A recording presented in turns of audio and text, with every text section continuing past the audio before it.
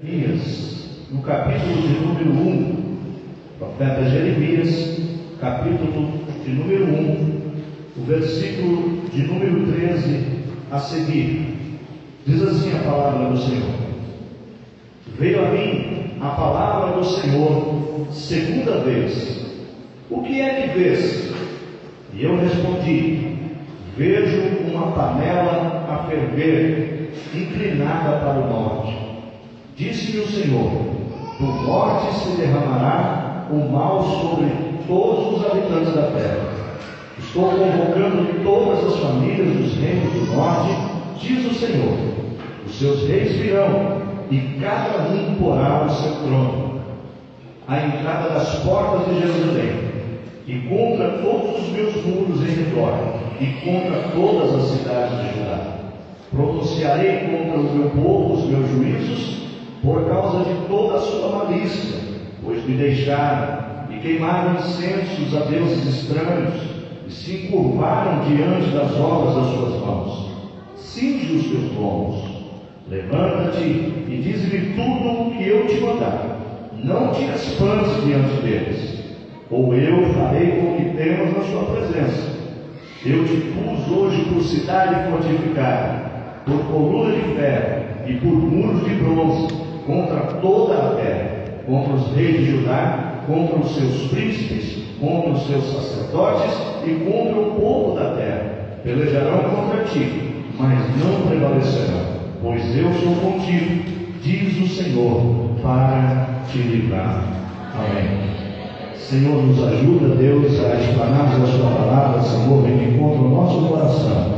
Capacita-nos, ó Deus, a compreender as suas sagradas escrituras, ó Deus, nos trazendo entendimento, Senhor, daquilo que o Senhor quer implantar sobre o nosso coração. É o que eu te peço em nome de Jesus Cristo e desde já te Deus. Amém. Irmãos, nós viemos no estudo desse capítulo 1 de Jeremias, aonde do versículo de número 1 ao versículo de número 6, nós falamos acerca da escolha de Deus sobre a vida do homem, que Ele chama para a sua obra. E ficou claro para nós do que muito maior do que alguém ter direito de ser é a promessa de Deus sobre a vida da pessoa. Então nós aprendemos aqui que maior do que qualquer direito que Jeremias pudesse ter deixado de ter, prevaleceu a promessa de Deus sobre a sua vida. Do versículo de número 11 e 12, nós falamos sobre a visão, a primeira visão de Jeremias, quando ele enxerga ali a vara de amendoeira. E nós vimos que o significado desta vara de amendoeira não é outra coisa senão a escolha soberana de Deus, que foi afirmada lá com Arão ainda, quando as varas foram colocadas dentro do templo, e a vara de Arão, ela floresce e dá amêndoas maduras. Então isso mostrou para nós uma escolha soberana da parte de Deus, sinalizada ali pela vara de amendoeiras. E hoje então nós queremos fechar esse capítulo, que daria ainda umas 2 ou 3 semanas para falarmos, mas eu gostaria de finalizar hoje com a segunda visão que Jeremias teve, quando ele vê uma panela fervendo no fogo e virada para o norte. O que significa isso? Qual é o significado desta panela fervendo virada para o norte? Então eu quero fechar esse estudo junto com os irmãos, pensando um pouquinho acerca da panela. Primeiro eu gostaria de trazer aos irmãos que a Bíblia, meu irmão, muitas vezes nos trazem temas como esses que nos deixam cheios de interrogações. Mas como nós fazemos para descobrir o que é que a Bíblia está dizendo acerca de determinado assunto? Eu não posso achar um outro meio para explicar a panela, senão pela própria Bíblia. A Bíblia explica a Bíblia. Os textos bíblicos vão elucidar outros textos bíblicos e todos eles estão interligados de alguma forma. E quando a gente olha para esse texto de Jeremias, eu gostaria de, antes de entrar na questão do que é a panela, trazer para os irmãos para que serve a panela, né? Ninguém melhor que as irmãs que cozinham para saber o que é uma panela e para que ela serve, né? Mas, biblicamente falando, a panela tem diversas aplicações, não é só para cozinhar. né? Cozinhar é a principal delas. Mas, por exemplo, quando a gente fala de panela, a gente traz o sinônimo de calor, de fogo, de altas temperaturas. Isso vai falar, irmãos, acerca de quando Jeremias também vê Deus trabalhando o barro e fazendo do barro um lindo vaso. E o processo final da criação deste vaso é entrar no forno, onde a alta temperatura cura o barro, ou seja, seca o barro, endurece o barro e deixa ele pronto. E isso só faz, irmãos, devido à alta temperatura do calor do fogo. Então, quando muitas vezes nós falamos de panela, nós estamos falando de altas temperaturas, nós estamos arremetendo a visão de alguma coisa que vai para o fogo. E este fogo é necessário que Deus traga sobre nós muitas vezes, e não é o fogo do Espírito Santo de Deus que eu estou falando. Eu estou falando de fogo que vem para consumir pecado. Fogo que Deus usa, irmãos, para queimar aquilo que não presta da nossa vida. E esse fogo que queima o que não presta da nossa vida, muitas vezes Deus aquece a nossa vida num fogo chamado disciplina. Disciplina essa que Deus muitas vezes levanta outro para nos afligir e nos trazer de volta ao caminho.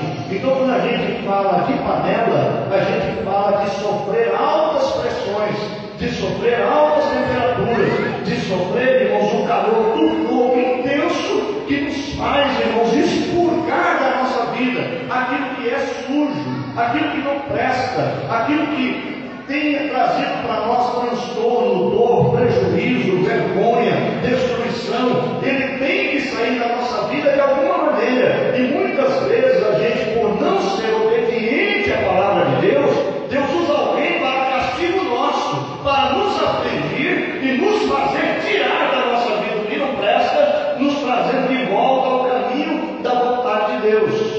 Mas quando a gente fala de panela, o que vem à nossa cabeça é aquela que a irmã usa lá no fogão, não é isso? Mas panela, irmãos, ele vai muito além disso. Porque eu tenho um cunhado, ele trabalha numa siderúrgica, ele é encarregado da fundição. E lá existe um recipiente chamado panela, onde a máquina pega lá um gancho, pega lá toneladas de metal, de sucata, joga dentro desta panela, desse recipiente, e levado ao fogo a mais de 1000 graus Fahrenheit, ele derrete todo aquele metal, vira ali uma liga, um líquido, né, que parece lágrima de vulcão, e aquele líquido depois é derramado dentro de uma máquina, e ele sai do outro lado, uns pedaços dessa liga metálica vermelha em fogo, né, em brasa, e chamado lingote, que depois passa no processo e aquilo lá vai sendo esticado, parece um macarrão, vai sendo esticado, e eles deixam numa bitola e num tamanho ideal que a fábrica peça, e aquilo se transforma em envergadões, que é aqueles ferros de construção que a gente usa. E esse ferro ele só pode sair temperado na qualidade certa se ele passar por onde? Por essa panela. Quando a gente fala de panela na Bíblia, a gente pode fazer menção também do crisol ou do cadinho. O que é isso, pastor? É uma panela também, um recipiente pequeno que tem um cabo gigante para a pessoa não se queimar frente ao calor, que leva muitas vezes ao fogo em altas temperaturas, e dentro dessa panela você deposita ali a prata, você deposita o ouro, e quando essa panela começa a ferver na alta temperatura, o ouro e a prata derrete e começa a formar uma espuma. Sabe aquela espuma que borbulha geralmente na panela das irmãs? Aquela espuma, ela vai soltando impurezas, e toda a impureza da prata e do ouro vem para cima naquela espuma, e isso é chamado de espuma, não é espuma. Espuma é o que produz a panela, e espuma é a sujeira, a impureza que estava naquilo, e vem para cima junto com a espuma, e aí é retirado dali, e aí o metal vai sendo purificado. Por isso o ouro tem os seus quilates. Quanto mais puro o ouro sai de dentro do forno, de dentro do cadinho ou do crisol, mais quilates ele vai ter maior valor. Quanto mais for o calor que a nossa vida suportar, melhor vai ser o vaso que Deus vai ter para usar depois. Quanto mais sofrimento você está tendo, meu irmão, glorifique a Deus. Sabe por quê? Porque às vezes Deus está trabalhando em você e forjando em você um vaso melhor, um crente melhor, um cristão de valor, alguém que vai ter, irmãos, diferença perante as outras pessoas, alguém que ao entrar é notado, ao sair faz falta. Sabe por quê? Porque o calor da vida não estragou com ele, o calor da vida, pelo contrário, purificou a vida dele e ele se tornou um crente melhor na presença de Deus. Então entenda que panela não é simplesmente aquilo que as irmãs usam lá no fogo todos os dias. E a Bíblia traz lá em 1 Samuel, no capítulo de número 2, versículo 14, alguns termos que a gente pode associar com essa panela, que também Jeremias viu. Então lá ele vai falar de chaleira, lá ele vai falar de travessa, lá ele vai falar da panela, ele vai falar de caldeirão e ele vai falar também de marmita. E todos eles estão associados a esta visão que Jeremias teve. Lá em 2 Crônicas, capítulo 35 e versículo 3, também fala de um caldeirão fervente no fogo. E em Jó 41:20 vai falar da fumaça que saía das narinas do Leviatã. O que é isso? Todos eles vão fazer menção praticamente da mesma coisa. Por quê? Porque a panela, quando está no fogo, ela começa a fumegar, ou seja, ela começa a sua fervura, ela solta gases, ela solta vapores. Esses vapores que sobem nada mais é, meu irmão, do que a atuação de principados e potestades dos ares, que atuam nas regiões celestiais e que muitas vezes trabalham contrário à vontade de Deus, tentando nos afligir, nos perturbar, nos perseguir. Tudo isso tem a ver com a panela. Mas eu quero entrar então na visão dessa panela propriamente dita, porque o assunto é um pouco extenso e nós temos poucos minutos.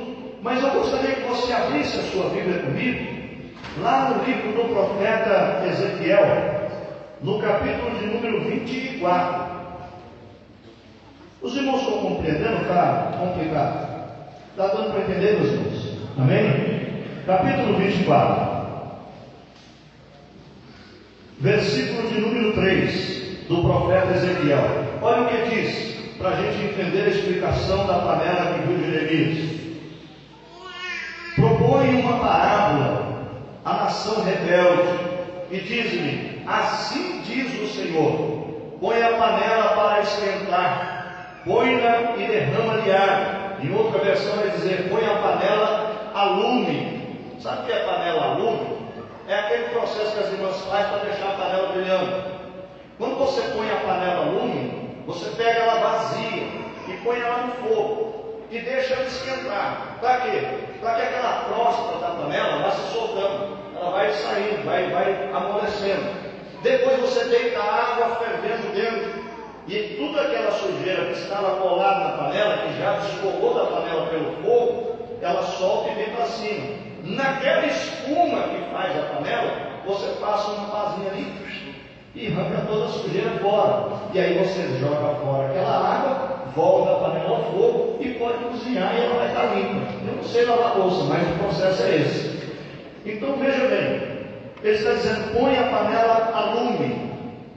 E aí ele continua: ponha dentro dessa panela os pedaços de carne, os melhores pedaços da coxa e da espádua.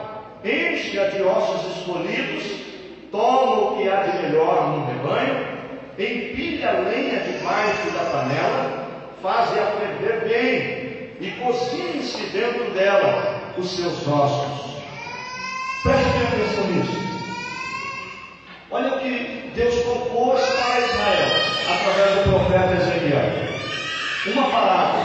A parábola é a seguinte: põe a panela no lume. Depois de limpar essa panela, joga dentro dessa panela pedaços de carne selecionada, costela, pernil, vai jogando dentro da panela. E joga também dentro da panela alguns ossos selecionados também. As irmãs que cozinham sabem que a melhor parte da carne, ou a carne mais saborosa, é um chefe que cozinha ali, eu vou perguntar agora para falar. Mas o melhor pedaço, o pedaço mais saboroso de carne, qual que é? É o que está no osso. Ele diz, põe também os ossos dentro dessa panela e ferve tudo junto e deixa a espuma subir. Pastor, o senhor vai ensinar a gente a cozinhar ou vai falar qual é o mistério da panela? Vamos para o mistério da panela agora. Abra a sua Bíblia aí, Ezequiel, no capítulo número 11. É importante, irmãos, a gente fazer a leitura, porque a leitura explica o que é a visão. E nada melhor, irmãos, do que falar isso dentro da palavra do Senhor. Capítulo 11 do profeta Ezequiel, ele vai falar para nós o que é esta panela. Observe aí. Eles dizem, não está próximo o tempo de construir casas? Esta cidade é o quê? A panela. E nós, a carne. Entendeu? Quem era a panela? A panela era Jerusalém. E quem era a carne? Os moradores de Jerusalém. Mas aí ele não para aí, porque ele fala também para jogar dentro da panela alguns ossos. E quem são esses ossos? Os ossos são os corrompidos. Os ossos são aqueles que se dobraram. Quem são os ossos? Os ossos são aqueles que levantavam altares, falsos deuses, e se curvavam perante eles. Quem são os ossos? Os ossos são aqueles que cometiam impiedades, são aqueles que derramavam sangue dentro de Jerusalém. Quem são os ossos? Os ossos são aqueles que muitas vezes estão plantados dentro da igreja, se fazem de bênção e estão corrompendo o nosso povo, os nossos costumes. Quem são os ossos dentro da igreja? São aqueles que insistem em vir com vestes que Deus não se agrada, são aqueles que andam de qualquer maneira lá fora, são aqueles que ao falar não identificam que Cristo já está na sua vida, são aqueles que o seu comportamento não condiz com aquilo que é ser chamado de cristão. Quem são os ossos? Os ossos são aqueles que estão fazendo todo tipo de atrocidade no meio da igreja, achando que Deus se agrada. Mas eu quero nos lembrar, a porta ainda é estreita e apertado ainda é o caminho, e quem quiser ir para o céu tem que entrar por ele. Louvado seja o nome santo do Senhor. Mas Deus disse assim, põe tudo na mesma panela. Está tudo dentro de Jerusalém, está tudo junto. Está falando de nós, irmãos, da igreja também. Quando nós lemos um capítulo como esse, é lógico, está se relacionando a Israel. Mas quem é a nova Israel de Deus? Não é a igreja? Somos nós. Nós estamos nessa panela. E nós precisamos ficar muito atentos. Porque quando esta panela contém coisas que não agradam a Deus, Deus pode pedir para que nos coloque a lume. Deus pode pedir para que se aqueça o fogo debaixo da vida da gente, para que a gente possa, irmãos, espumar a sujeira de dentro para fora da nossa vida. Louvado seja o nome santo do Senhor. Então, quando a gente olha para isso, a gente percebe que Ezequiel está nos dando uma explanação perfeita do que é a panela. A panela é Jerusalém, a carne é o povo que está vivendo em Jerusalém, e os ossos são os corrompidos, são aqueles, meu irmão, que já nem na carne não está mais, já passou do limite, e Deus está vendo com eles. Mas a Bíblia diz que esta panela está virada para o norte. Da onde é o norte? Do norte, irmãos, na Bíblia, sempre que você ouvir essa referência ao norte, está falando do mal. Porque todo o mal que sucedeu a Jerusalém, na grande maioria das vezes, ou quase na sua totalidade, ela vinha esse mal do norte.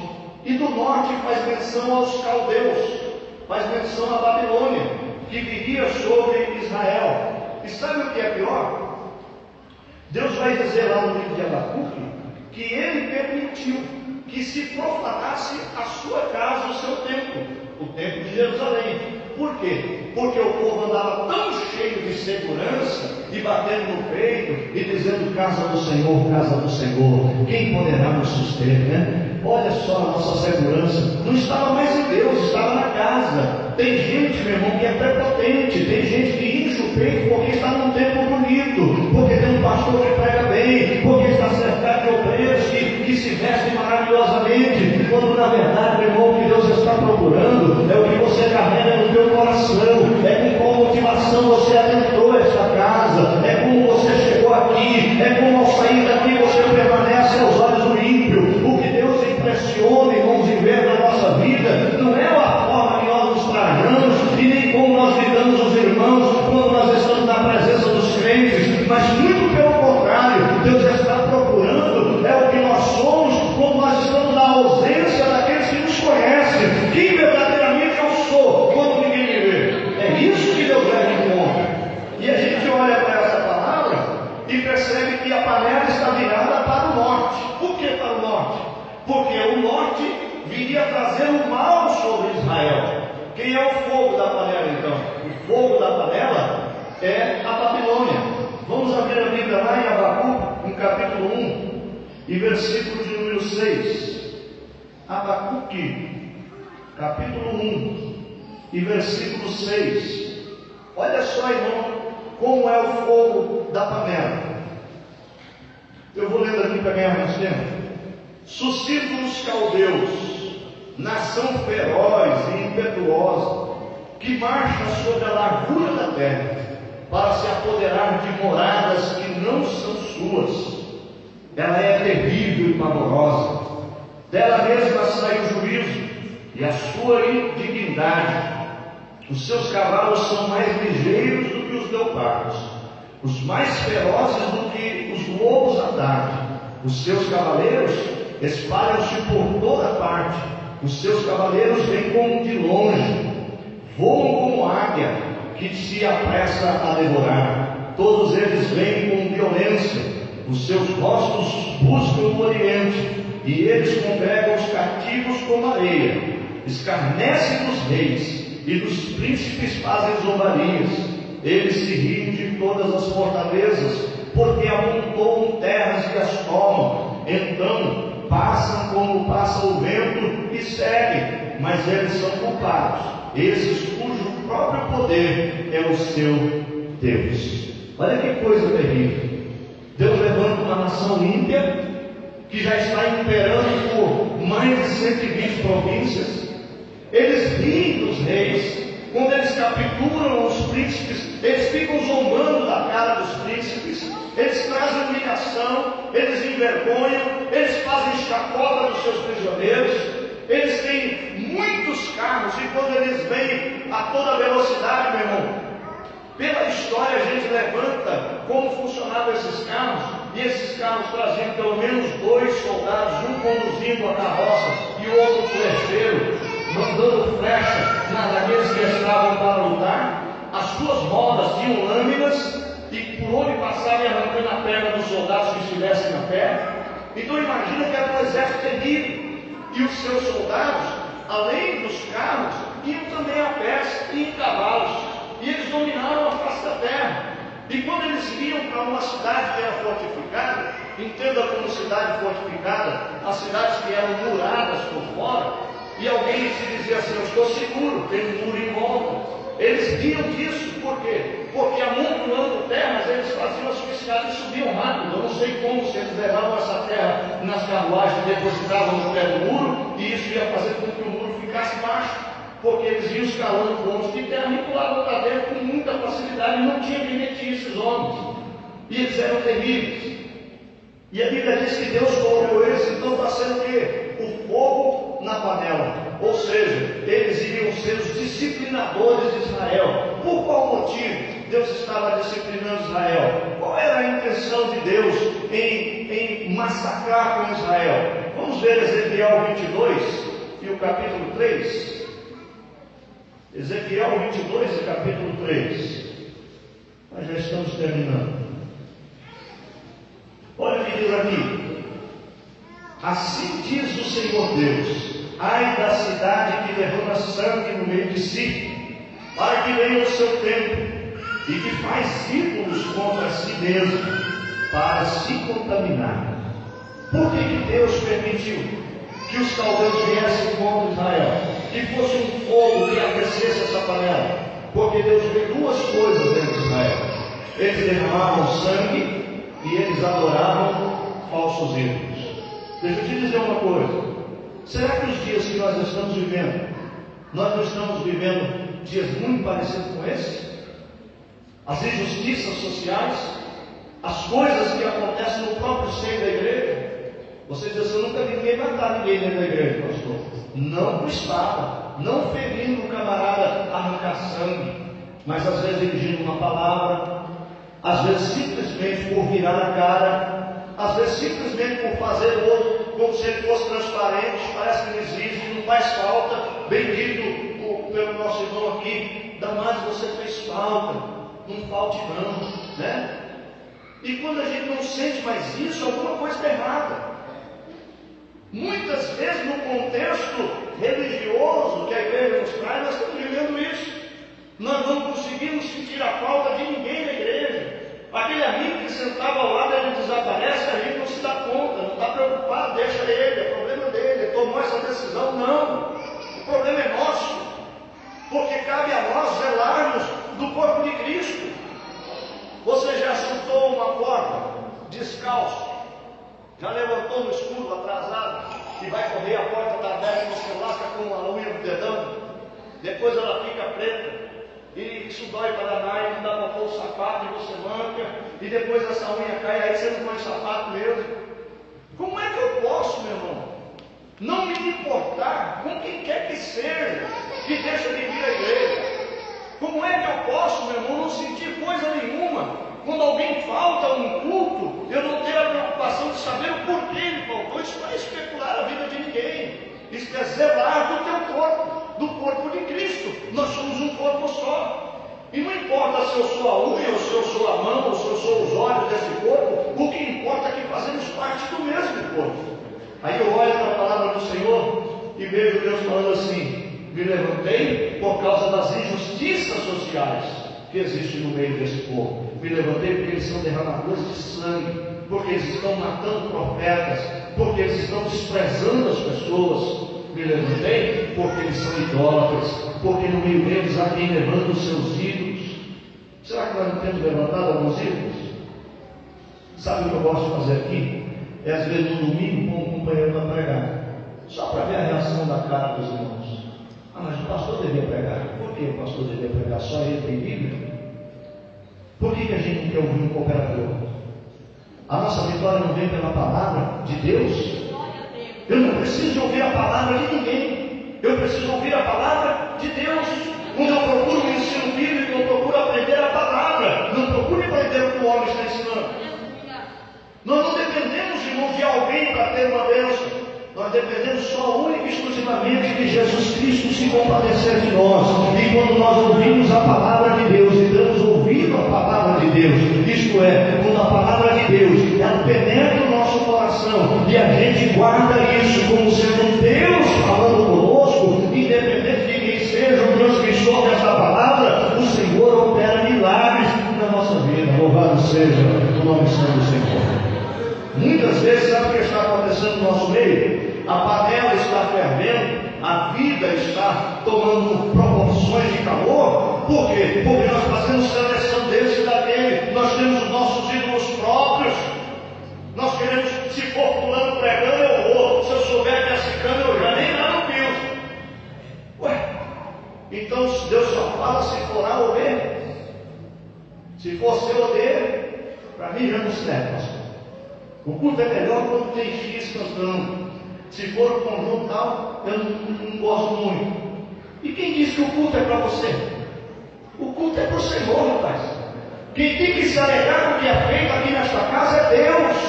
Você é servo, você veio para servi-lo. Adore na beleza da sua santidade nesta noite e dê a Ele o louvor que a Ele é devido. Louvado seja o nome santo de Jesus. Então eu convido você a pensar que todos nós estamos dentro da mesma panela. Todos nós. Aí tem carne boa, tem uns pernil aí dentro da panela, tem costelinha, tem coisa boa dentro, mas tem uns ossos tremendo também. Só serve para fazer espuma. E Deus, irmãos, quando vê esse negócio no meio da igreja, Ele precisa dar uma esquentada para ver se a sujeira pública para fora. Só que deixa eu te dizer uma coisa, eu preciso terminar. Eu achei interessante que eu entrei no carro hoje e a Juliana trouxe uma panela no colo. Ela não sabia que ia pegar isso, mas ela trouxe uma panela no colo. E dentro da panela, ela colocou o quê? A Bíblia. Eu digo assim: tu está profetizando, né? Ela falou: como assim? Olha essa Bíblia aí com a panela. Essa panela com a Bíblia dentro. Ela falou assim: a morte da panela foi tirada. Tem vida na panela hoje. Eu falei: louvado seja Deus. É bem isso que eu quero trazer para a igreja do Jardim Bruno. É vida na panela. Louvado seja o nome santo do Senhor. Sabe por quê? Porque muitas vezes o nosso próprio povo dá umas voltinhas por ali e vai comendo o que serve na mesa de outras pessoas, e a gente não sabe o que está ingerindo por ali. Como naqueles dias dos profetas, Eliseu se assentou com os moços e eles disseram: olha, o que nós vamos comer? Eles vão buscar alguma coisa aí para a gente fazer. Os moços sem experiência correm para o mato, começam a colher umas ervas, trazem, não levam para o cozinheiro, para o chefe dele dar uma olhada se o negócio podia jogar na panela ou não. Colocou lá, começou a ferver, aí disse assim: o cheiro está bom. Tem muita gente servindo comida com cheiro bom, mas não coma qualquer coisa não, meu irmão. Deixa eu te dizer uma coisa. Eu levei meu menino uma vez em Minas, e aí a mulher estava lá com um negócio para acabar, daí e ele vendo aquilo, e a mulher: quer um pouquinho? Eu falei: não toma não, deixa ele beber. Aí tomou uma caneca de leite quentinho, saí da vaca na hora. Aí, nossa, esse negócio é bom demais. Adivinha? Toma mais uma caneca. Tomou quase um litro, tirado na hora. Depois nós passamos a noite cuidando do menino, que ele não aguentava ficar em pé. O banheiro o tempo inteiro. Nem tudo que cheira bem, irmão, você pode ingerir. Não adianta você que é um paulista, um canela seca, acostumado a comer coxinha de bar, e lá para o sertão modesto querer ingerir buchada. Não adianta, você vai passar mal. Quem não comeu o caldo de mocotó, pega leve. Come de pouquinho, come o que dá, o que fartar tá bom, não se conduzir não. Porque depois você não vai aguentar o frango. E às vezes, irmãos, há panelas por aí estão trazendo alguns tipos de comida que pode ter até algum proveito, mas no meio dela há um tempero que vai lhe fazer mal. Deixa eu te explicar direito esse negócio, eu preciso terminar. Nós estávamos num culto esses dias, eu preciso falar isso para as irmãs. Nós aqui estávamos num culto esses dias, e alguém disse assim: nós já louvamos o Senhor para lavar os nossos pecados, e agora que já estamos purificados, vamos ouvir a palavra. Ué, que negócio é esse? Quem nos lava do pecado é louvor? Quem nos purifica do nosso mal é a cantoria que a gente faz no culto? Não, senhores. O que nos lava do pecado ainda é o sangue de Jesus. Isso é coisa ruim na panela. Alguém disse lá: Jesus veio aqui hoje para consertar um erro do Pai que foi cometido lá atrás, quando a Bíblia diz que não contenderá para sempre o meu espírito como homem. Aí ele disse assim: isso quer dizer, o meu espírito não vai interceder pelo homem para sempre. Meu irmão, se o Espírito de Deus tivesse deixado de interceder por nós, lá no livro de Gênesis, no capítulo 6, versículo 3, nós já estaríamos mortos, e todos nós já estaríamos no inferno. Contender não tem nada a ver com interceder, e o Espírito nunca, jamais deixou de interceder por nós. Não coma determinadas coisas que estão sendo servidas por aí, meu irmão. Fica comendo arroz e feijão do teu pastor aqui, meu irmão. Pelo menos isso aqui vai te manter vivo. Pode não ser aquele jantar maravilhoso, mas te mantém vivo na presença de Deus. Aí ele diz assim que Jesus manifestou aqui agora, e lá em Atos derramou o Espírito sobre toda a carne, para arrumar o que Deus fez de errado lá atrás. Quando é que o nosso Deus errou? Aonde foi que Deus se equivocou? A sabedoria de Deus, meu irmão, ninguém pode sondar, e a sua loucura é mais sábia que os homens. E a gente vai ouvindo determinadas coisas, não ficou por aí não. Mas deixa eu dizer uma coisa aos irmãos que estavam lá. amado, pelo amor de Deus, ao ouvir alguém pregar, faça como os irmãos em Bereia. Abra a tua Bíblia e leia de novo em casa. Estude na tua casa, não deixe de ler não. Pastor, mas esse eu não sei ler. Pergunta quem sabe. Nós estamos vivendo dias, irmãos, onde a sutilidade tem enganado muitos. Mas aqueles moços saíram pegar umas ervas, trouxeram, ferveram e serviram.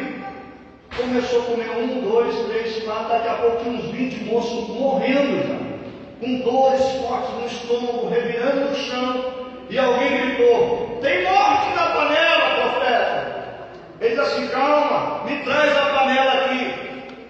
Se a panela ainda estiver na mão do homem de Deus, meu irmão, você pode ter certeza, você vai comer, vai se fartar, vai dar para o outro dia, vai caminhar por 40 dias, as suas forças serão renovadas, porque na palavra de Deus, a todo antídoto para todo veneno que o diabo fizer, Deus desfaz pelo poder da sua palavra. Louvado seja o nome santo do Senhor. E o profeta pegou a panela aqui, ó, jogou farinha dentro, mexeu com aquele resto de caldo que estava lá e disse assim: dê para eles comer. Eles comeram aquele resto de caldo com farinha e olha, daqui a pouco cadê a dor de estômago? Ninguém mais com dor de estômago, sentado, tão farto, já estamos bem. E ele diz assim: a vida na panela. Quando que é a vida na panela? Quando a farinha não faltar.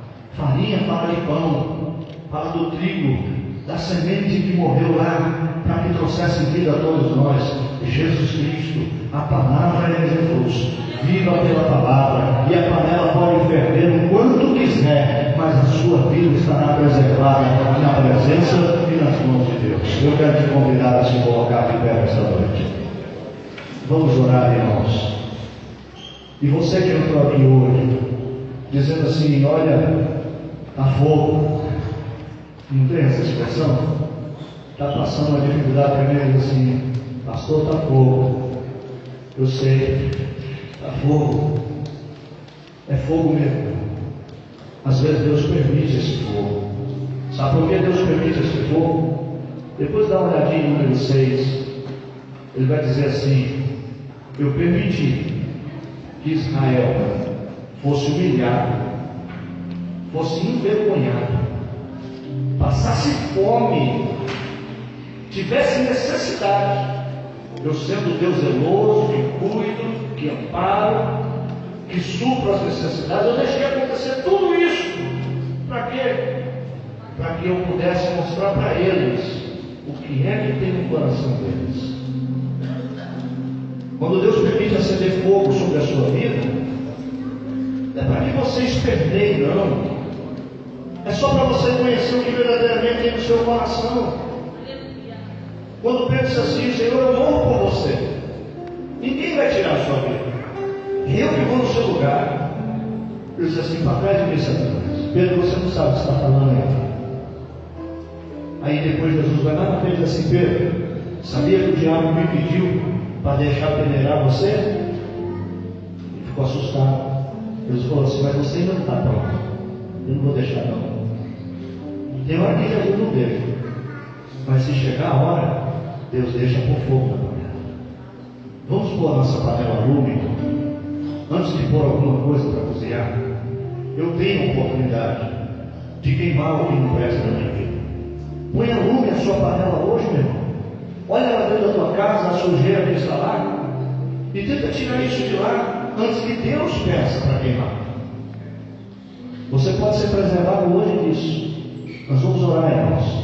E você que já sente que sua vida está no fogo, e você diz assim: olha, pastor, a minha vida, eu estou passando por um momento difícil. Deus pode apagar com esse fogo. Essa prova não precisa perdurar, só precisa tomar posição diante de Deus. Vamos orar? Coloque diante do Senhor as dificuldades que você está passando e creia, tenha certeza que o fogo que veio sobre a sua vida não é para a sua destruição, mas é para esfumar, expurgar, tirar, lançar fora a sujeira que estava atrapalhando você de prosperar na presença de Deus. Oremos. Senhor meu Deus e meu Pai, em o nome de Jesus Cristo, teu Filho amado, tu que vive e reina para todos sempre. Senhor, quantas vezes, ó Deus, nós nos queixamos, ó Deus, do calor desta vida, e parece, Deus, que a cada dia as coisas vão ficando pior. O fogo tem que ser aquecido, meu Deus. Mas nós queremos, ó Deus, a semelhança de Sadraque, Mesaque e Abednego. Nós não queremos nos dobrar, Senhor, ainda que o fogo seja 7 vezes mais quente. Porque nós cremos que o Senhor é poderoso para nos livrar do meio do fogo. A palavra diz que chama alguma ardera em nós. Ó Deus, aqueles moços saíram de dentro do forno e os seus cabelos não estavam chamuscados, nem cheiro de fumaça havia neles. Assim também eu te peço, ó Deus, algumas vidas que aqui adentraram esta noite, passando por dificuldades, passando por lutas, por perseguições, afrontas, calúnias. Deus, quantas vidas, ó Deus, estão atoladas nas dívidas, estão, Senhor, vivendo momentos, ó Deus amado e santo, que o seu coração sangra na sua presença. Mas eu te peço, ó Deus, sustenta-os hoje pela sua palavra, que a farinha, Senhor, que o Senhor nos deu, possa trazer vida na panela, lavando, orelha, lábia, olha.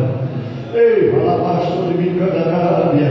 Deus, em nome de Jesus agora, contempla a vida do teu filho e da tua filha e concede a ele, Senhor, a graça de suportar o calor desta vida, ó Deus, e obter vitória da tua parte. Que todo mal saia e que a sua presença prevaleça em cada vida que presente. É o que eu te peço em nome de Jesus Cristo, e desde já eu te agradeço hoje e para todos sempre. Amém, Jesus, e amém, Senhor. Que Deus abençoe a sua vida.